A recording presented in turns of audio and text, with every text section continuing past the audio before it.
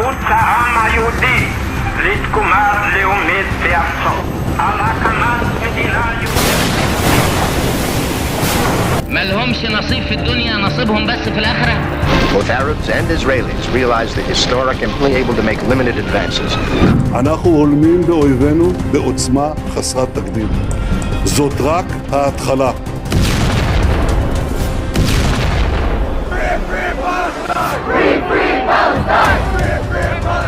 سجلنا انتصارات، عودة فلسطين إلى الصادرة. يا عرب، يا كل الدول النامي، يا الخلايا النامي، اصحوا على حالكم.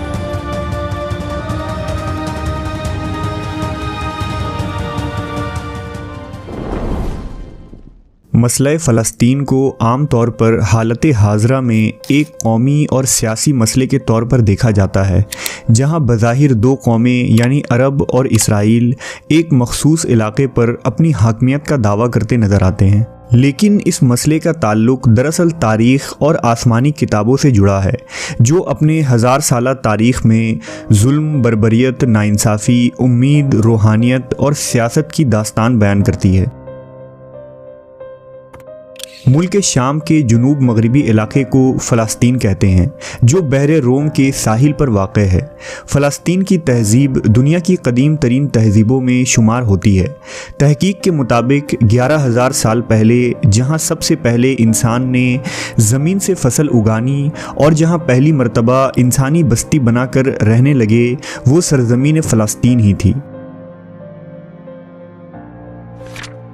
فلسطین یعنی ارض مقدس کو یہود و نصارہ کی مقدس کتابوں میں سرزمین موعود کہا گیا ہے۔ یہودیوں کے مطابق یہاں 3000 سال قبل از مسیح موسیٰ علیہ السلام جب بنی اسرائیل کے ساتھ آباد ہوئے تو آپ نے یہاں ایک عبادت گاہ کی بنیاد رکھی، جہاں حضرت داؤد اور سلیمان علیہ السلام کے زمانے میں عظیم ہیکل بنائی گئی تھی۔ جبکہ عیسائیوں کا ماننا ہے کہ بیت الحم یعنی وہ مقام جہاں عیسیٰ علیہ السلام کی پیدائش ہوئی تھی، وہ بھی فلسطین کے شہر یروشلم میں ہی ہے اور آپ یہیں سے مصلوب کیے گئے۔ جبکہ اسلام کی بات کریں تو قرآن مجید میں اسے پاک سرزمین اور بابرکت مقام کہا گیا ہے، جس کی طرف رسول اللہ صلی اللہ علیہ وسلم نے 16 یا 17 مہینوں تک رخ کر کے نماز ادا فرمائی۔ اسراء و معراج کے موقع پر بھی حضور مسجد حرم سے براق کے ذریعہ بیت المقدس تشریف لائے اور تمام نبیوں کی امامت فرمائی، لہذا بیت المقدس کو مسجد حرام اور مسجد نبوی کے بعد تیسرا حرم قرار دیا گیا ہے۔ سال 638 عیسوی میں خلیفہ ثانی حضرت عمر بن خطاب کی قیادت میں فلسطین کو فتح کیا گیا، جہاں اس وقت روم کے عیسائیوں کی حکومت تھی۔ حضرت عمر جب یروشلم میں فاتح کی حیثیت سے داخل ہوئے تو سب سے پہلے اس چٹان کے قریب ایک مسجد بنانے کا حکم دیا، جہاں نبی صلی اللہ علیہ وسلم سفر معراج پر تشریف لے گئے تھے، اور اس مسجد کو ہم آج مسجد اقصیٰ کے نام سے جانتے ہیں۔ اموی دور حکومت میں عبد الملک بن مروان نے حرم شریف کے احاطے میں ہی قبۃ الصخرہ کی تعمیر کی، جسے اقصیٰ کے قریب ہی بنایا گیا تھا اور جو آج بھی دنیا کے خوبصورت ترین عمارتوں میں شمار ہوتا ہے۔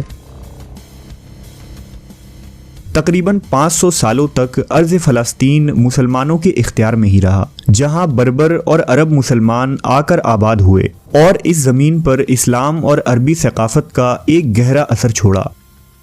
لیکن سال 1099 عیسوی میں پہلی صلیبی جنگ کے نتیجے میں فلسطین اور شہر یروشلم پر صلیبیوں کا قبضہ ہو گیا، لیکن بہت ہی جلد اللہ نے ایک بہادر پیدا کیا جس نے صرف 100 سالوں کے اندر صلیبی قوتوں سے ٹکرا کر بیت المقدس کو آزاد کروایا، اور جسے دنیا آج صلاح الدین ایوبی کے نام سے جانتی ہے۔ اگلے 700 سالوں تک بیت المقدس مسلمانوں کے اختیار میں ہی رہی، جس پر مملوکوں اور پھر عثمانی ترکوں نے حکومت کی۔ جیسے جیسے خلافت عثمانیہ کمزور پڑنے لگی، یہودیوں نے فلسطین پر قبضہ اور مسجد اقصیٰ کی جگہ تیسرے ہیکل بنانے کے لیے پوری قوت لگا دی۔ دراصل ہیکل سلیمانی جو یہودیوں کی سب سے مقدس عبادت گاہ تھی، اسے بخت نصر اور پھر ٹائٹس رومی نے 2 مرتبہ مسمار کر کے تباہ و برباد کر دیا تھا اور یہودیوں کا خوب قتل عام کیا تھا۔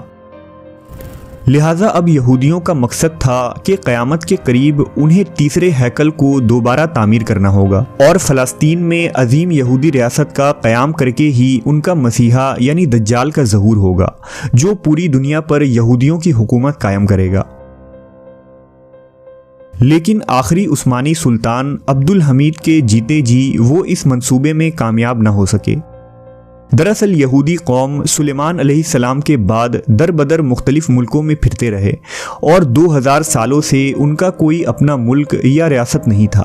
لہذا 19ویں صدی میں صہیونی تحریک کا آغاز ہوا، جس کا مقصد یہ تھا کہ دنیا بھر میں پھیلے یہودیوں کو فلسطین کی طرف بلایا جائے اور یہاں ایک یہودی ریاست قائم کیا جائے تاکہ یہاں ہیکل کی دوبارہ تعمیر ہو اور یہودیوں کو ان کا حق ملے۔ چنانچہ پہلی عالمی جنگ کے بعد جب سلطنت عثمانیہ کا خاتمہ ہوا تو فلسطین پر برطانیہ کا قبضہ ہو گیا، لہذا یورپی ممالک نے صہیونی تحریک کی حمایت کر دی اور دنیا بھر کے یہودی فلسطین آ کر آباد ہونے لگے، جس کا نتیجہ یہ ہوا کہ یہودیوں اور وہاں موجود عربوں میں تنازعات بڑھنے لگے۔ لہذا ایسی صورت میں UN نے فلسطین کا کنٹرول سنبھال لیا۔ یونائٹڈ نیشن نے فلسطین کو 2 علیحدہ ملکوں یعنی عرب فلسطین اور یہودی اسرائیل میں تقسیم کرنے کا منصوبہ پیش کیا، جبکہ یروشلم کو یونائٹڈ نیشن نے اپنی کنٹرول میں ہی رکھا، جہاں 3 بڑے مذاہب کی عبادت گاہ اور مقدس مقامات تھے۔ آخر کار 14 مئی سال 1948 کو اسرائیل وجود میں آیا، لیکن ارد گرد کے عرب ملکوں نے اسرائیل کو تسلیم کرنے سے انکار کر دیا، چنانچہ عرب اسرائیل جنگ کا آغاز ہوا۔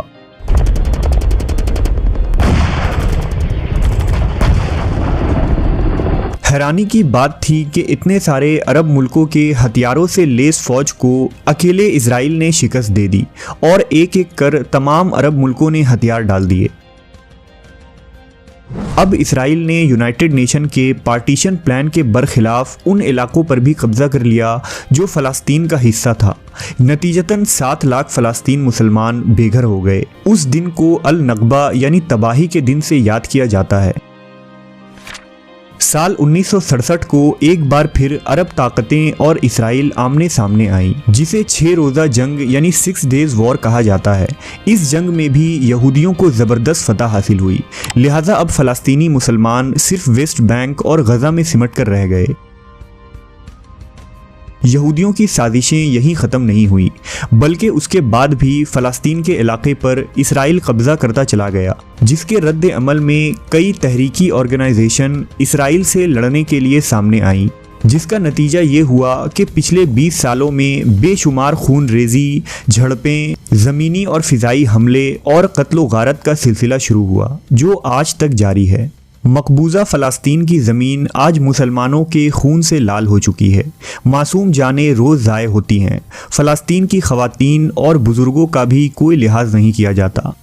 دوسری جانب عالم اسلام میں اس تمام صورتحال کے باعث شدید بے چینی اور مایوسی کی کیفیت پائی جاتی ہے۔ آج پورے دنیا کے مسلمانوں کا دل فلسطین کے مسلمانوں کے ساتھ دھڑکتا ہے اور فلسطینیوں کا درد امت مسلمہ کا درد ہے۔ بطور امت محمدیہ ہمارا فریضہ ہے کہ ہم فلسطین میں بسنے والے مسلمانوں کے حالات سے باخبر رہیں، اپنے دل میں ان کے لیے درد رکھیں، جس حد تک ممکن ہو ان کی مدد کریں، ان کی اخلاقی حمایت جاری رکھیں اور ان کے لیے دعا گو رہیں۔